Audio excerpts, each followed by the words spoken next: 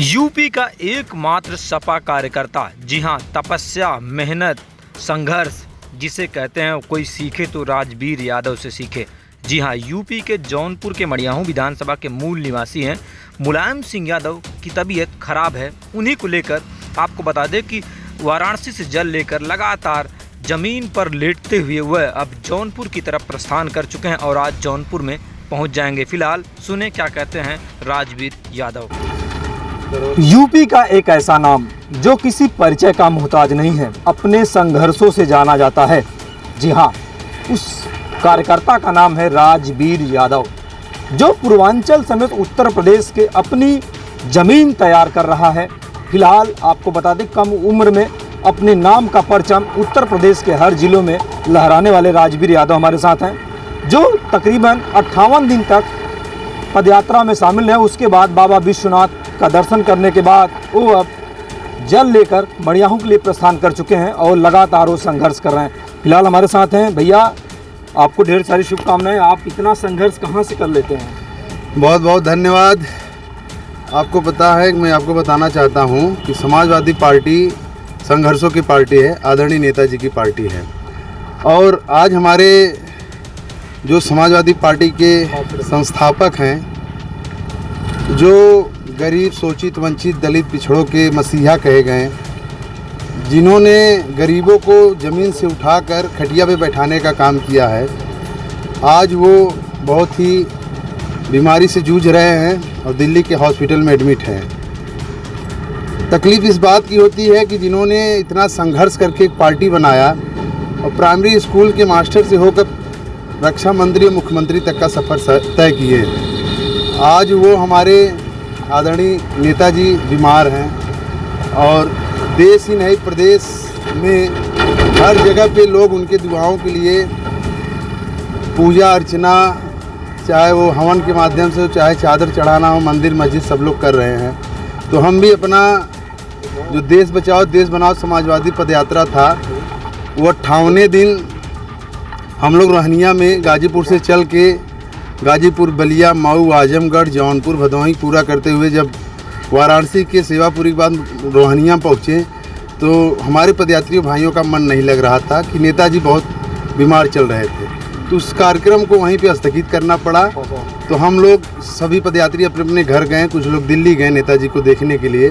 तो हमारे मन में भी विचार आया कि जो समाजवादी पार्टी संघर्षों की पार्टी कही जाती है, जो नेताजी हमेशा संघर्ष को बल देते हैं, जिन्होंने बहुत संघर्ष करके इस पार्टी को बनाया है, तो उनके लिए हमारे मन में एक जिज्ञासा जगी कि मैं अपने नेताजी के लिए नंगे पांव लेटते हुए, कुछ पैदल चलते हुए, चाहे धूप हो चाहे बारिश।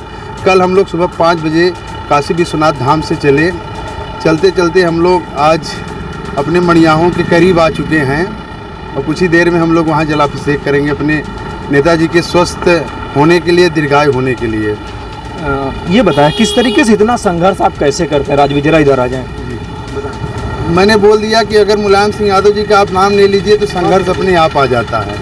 आदरणीय नेताजी का नाम ही इतना ऊर्जावान है, इतनी ताकत है उसमें कि अगर उनका हम लोग चेहरा भी देख लेते हैं तो ऑटोमेटिक इतनी ऊर्जा आ जाती है कि मैं आपको क्या बताऊं कि नेताजी का नाम ही संघर्ष है। राजवीर भाई, कभी आप टिकट की मांग नहीं करते हैं और लगातार संघर्ष करते हैं, क्या दिल में क्या इच्छाएँ हैं? कभी मौका मिला तो मैं चाहता हूं समाजवादी पार्टी की सरकार देश प्रदेश में रहें, क्योंकि आदरणीय मुलायम सिंह यादव, आदरणीय अखिलेश यादव जी की एक ही सोच रही है हमेशा कि गरीब, दलित, कुचले, जो वंचित लोग, जो जिनके बच्चे अच्छे स्कूल में नहीं पढ़ जाते, जो आए दिन आज एक्सीडेंट से लोग ख़त्म हो रहे हैं, रोडों को लेके, शिक्षा व्यवस्था को लेके, स्वास्थ्य व्यवस्था को लेकर, नौजवानों के रोज़गार को लेकर, महंगाई को लेकर जो पार्टी हमेशा सोचती रही है, तो इसलिए हम लोगों ने हमेशा समाजवादी पार्टी को चुना है और एक ऐसे नेता को चुना है जिन्होंने केवल विकास पे जोर दिया है, विकास के लिए काम किया है। अगर देखा जाए जिस तरीके से, राजवीर जी ये बताएं, जिन सड़कों से आप चल के आ रहे हैं, उत्तर प्रदेश की सड़कों का हाल क्या है? आपको पता होना चाहिए, आदरणीय हमारे प्रदेश के मुख्यमंत्री जी जो 2017 में जब मुख्यमंत्री का शपथ ग्रहण किए थे, उन्होंने कहा था कि मैं 1 महीने में गड्ढा मुक्त कर दूंगा प्रदेश। लेकिन आए दिन मैं तो हमेशा देखते आए, मेरे ही विधानसभा का रोड है, मैं इसी अपने विधानसभा के रामपुर ब्लॉक में, रामपुर थाने के सामने धान भी लगाया था, वहाँ थाने में इतने पानी थे, पुलिसकर्मी कैसे आते जाते थे। तो रोड की व्यवस्था तो बहुत गड़बड़ है, पूरे उत्तर प्रदेश में बहुत गड़बड़ है। कितनी चुनौती है 2024 लोकसभा चुनाव? चुनौती कुछ नहीं है, अगर सिस्टम जो हमारे देश का सरकारी संस्थाएं हैं, चाहे चुनाव आयोग हो, चाहे कार्यपालिका, चाहे न्यायपालिका, चाहे विधायिका, चाहे मीडिया, अगर वो ईमानदारी से काम करें तो भारतीय जनता पार्टी के लोग पार्षदी का भी चुनाव नहीं जीत सकते हैं। वो लोग हर एक चीज़ को अपने कब्जे में लेके जीतने का काम कर रहे हैं। इसलिए झूठों से और बहकाने वालों के साथ चुनौती है। चुनौती तगड़ी है, लेकिन देर है अंधेर नहीं, सबका हिसाब होगा, सब सही हो जाएगा। जिस तरीके से आप इतना मेहनत करते हैं, कार्यकर्ता चाहते हैं कि हमें पार्टी मौका दे, लेकिन किसी दूसरे जो चाहे बसपा की बात कर लें और चाहे हम बात कर लेते हैं कांग्रेस, दूसरे पार्टी से आते हैं उनको टिकट दे दिया जाता है, ऐसा क्यों? ये आदरणीय हमारे नेताजी की जो उनका निर्णय रहता है, हम उसको मानते हैं, हमेशा मानते रहेंगे हम लोग। और रही बात कुछ मजबूरियां होती हैं और सरकार बनानी थी, हमारे नेताजी का जो फैसला था वो हम लोग सर्वमान्य हैं उसके लिए। आज आप तकरीबन इतने दिनों से पैदल चल रहे हैं, छाला है पैर में, कितना दर्द महसूस कर रहे हैं राजवीर? मैंने बोल दिया, आदरणीय धरती पुत्र मुलायम सिंह का नाम अगर ले लिया जाए और देख लिया जाए तो सारे दर्द गम भूल जाते हैं हम लोग। तकलीफ़ तो है, लेकिन उनके चेहरे की एक झलक पाने के लिए या देखना, उनके नाम में ही इतना संघर्ष है कि हम लोग को कोई तकलीफ नहीं होती। राजवीर जी, कहना तो नहीं चाहिए, मान लीजिए अगर आप कभी विधायक बने तो जौनपुर के लिए क्या सौगात देंगे? ये समय आएगा, आप खुद देख लेंगे जौनपुर के लिए क्या होगा।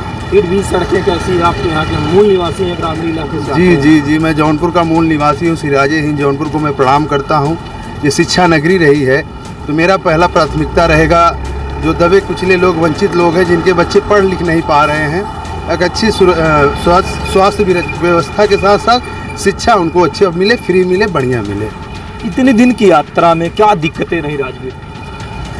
बहुत प्रकार की यातनाएं झेलनी पड़ती है हम लोगों को।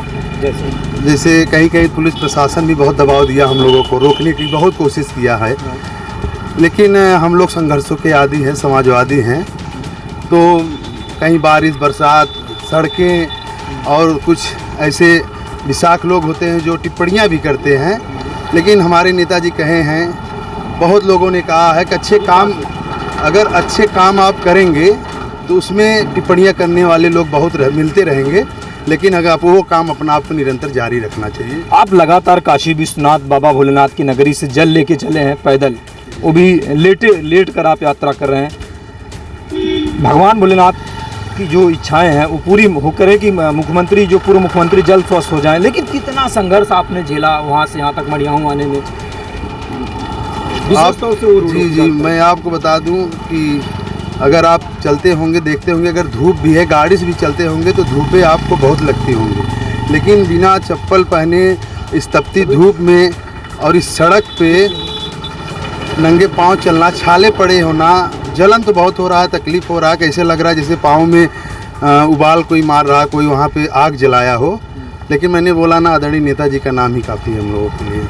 आपकी यात्रा सफल होने वाली, चंद कदमों में आप भगवान ये कह सकते हैं कि मड़ियाहूँ पहुँच चुके हैं। कैसा लग रहा है? आप घर के करीब हैं, अपने बहुत मैं इसलिए बहुत खुश हूँ कि मैंने अपने नेताजी के लिए 2 महीने तक आपने यात्रा की। जी जी, खुशी इसलिए है कि मुझे ये खुशी हो रही है कि हमने जो प्रतिज्ञा लिया था वो हम अब पूरा कर लेंगे अपने नेताजी के लिए। सौभाग्यशाली रहूँगा मैं।